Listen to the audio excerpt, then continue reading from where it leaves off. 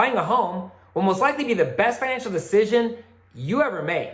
As a matter of fact, many top financial experts believe home ownership is the fastest, safest, and easiest way to build wealth. But buying a home can be scary and it's often overwhelming. So because I love you, I'm gonna give you a simple first-time homebuyer to-do list. Hi, I'm Ty the Real Estate Guy, and if you'd like to stay up to date on latest real estate tips and trends, subscribe to my channel below and ring that little bell. If you have questions or comments at any time during this video, please leave a message below. I'll do my best to respond to each one of you. If you're looking to buy, sell, or build a home in Utah, I would love to talk with you. Please feel free to call or text. Also, you'll want to watch this video all the way to the end, where I'll make several recommendations that are sure to help you on your path to home ownership. Okay, here's the to-do list for first-time home buyers. Number 1, save your money. You'll need cash for a down payment, and the more, the better. At a minimum, you'll need 3.5% down. On a $300,000 home, that's going to be $10,500. But I recommend putting 5% down so you can go with a conventional loan. You'll also want to plan on paying for a home inspection, an appraisal, and you'll have closing costs. Often, there are different types of loans and programs available to ease this burden, and you can receive funds from a family member or borrow money from your 401k. Number 2, improve your credit score. The better your credit score is, the better terms the bank or lender will give you. If your credit is destroyed, you will not be able to get a loan. So it's important to pay your bills on time, don't buy anything major, and don't cancel any debt. Number 3, get your mortgage pre-approval. Before you start looking at homes, meet with a lender so you know how much home you can afford to buy and what your monthly payment will be. The lender should offer different loan options. The lender can also tell you the best things you can do to improve your credit score. Remember, the larger your down payment is, the better mortgage rate you will get. And the higher your credit score is, the better rate you'll get. The lower your mortgage rate and the more money you put down, the lower your monthly house payment will be.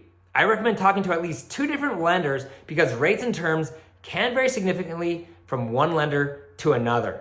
Number 4, determine what's most important to you in your new home. What are your wants and needs? Most people have a limited budget, so there'll be some give and take. List the most important options at the top of this list and put the items that you can live without on your wants list. Remember to consider the location you prefer to live in and locations where you're willing to live. Do you want a new construction home, or are you okay with an existing home?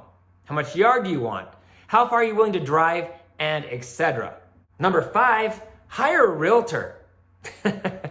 Find a professional real estate agent in your area. People often feel pressured to use a family member or a friend, but if they don't have experience, it could be a huge mistake.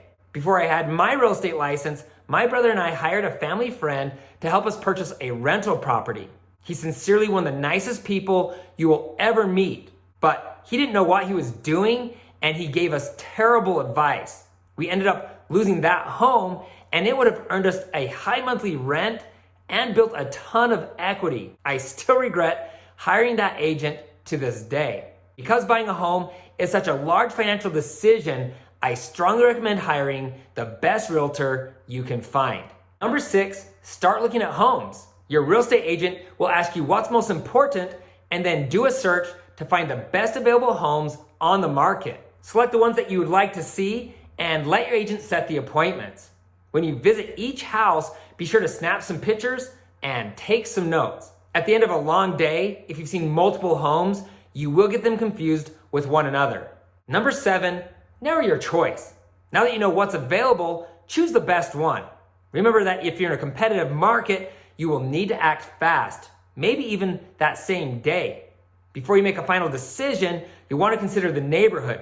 Drive through the community, park your car, and go for a walk.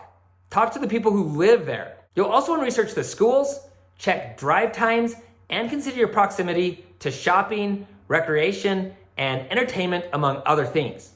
What home gives you the most for your money, and which home gives you the better resale value? Number 8, write up an offer. It's important that you understand the market that you're in. Is it a seller's market Or is it a buyer's market? If you're in a seller's market, your offer is going to need to be more competitive.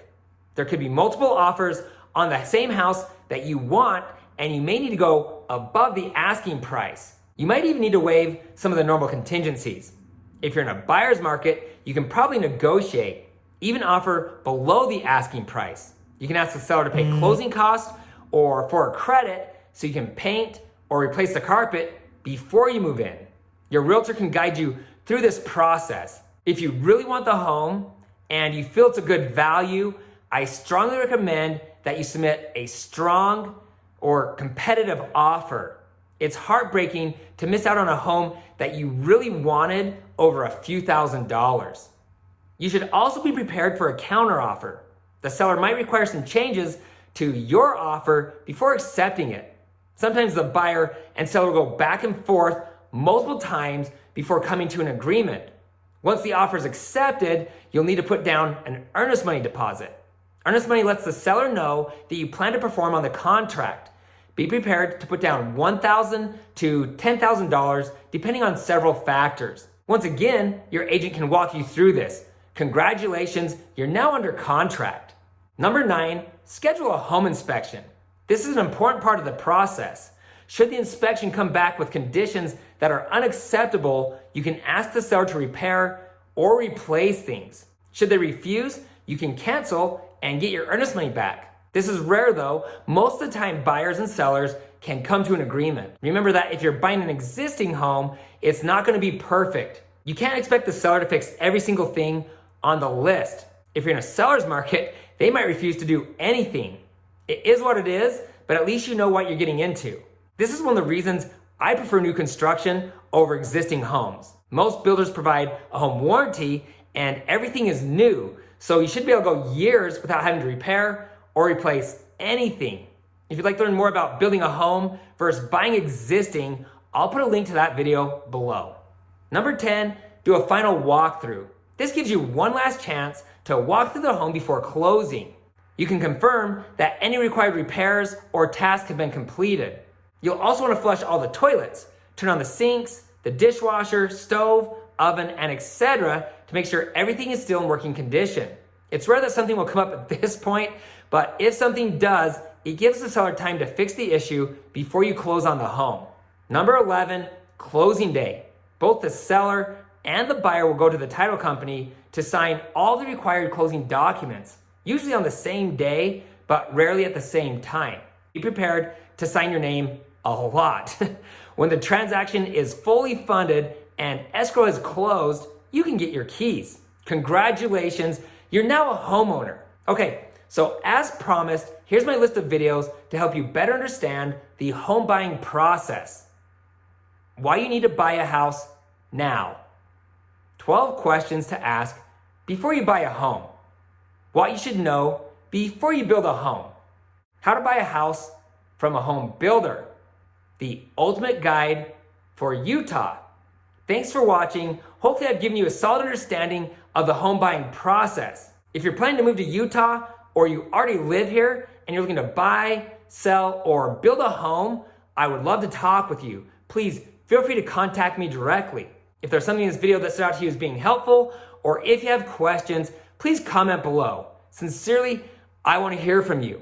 If you know someone who's thinking about buying a home or moving to Utah, please share this video with them. And please don't forget to hit the subscribe button below and ring the bell to be notified each time I post new videos. Also, you can find me on Instagram at Ty, the real estate guy. If you found this information helpful, please give me a thumbs up. Thanks for watching, and don't forget to ring that little bell below. It'll make you feel good.